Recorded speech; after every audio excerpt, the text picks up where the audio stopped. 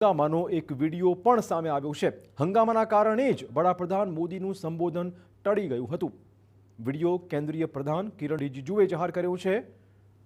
વિડીયોમાં મહિલા સાંસદો પીએમની ખુરશીને ઘેરીને ઊભી રહી ગઈ હતી।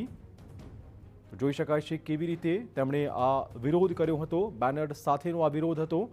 જે દિવસે વડાપ્રધાન મોદી બોલવાના હતા એ જ દિવસે તેમણે આ રીતે વિરોધ કર્યો હતો અને આથી સાંજે 5 કલાકે તેમનું જે ભાષણ જે સંબોધન હતું તેને રદ કરવાની ફરજ પડી હતી, જેનો વિડીયો જાહેર કરાયો છે। કિરણ રિજિજુએ આ વિડીયો જાહેર કર્યો છે।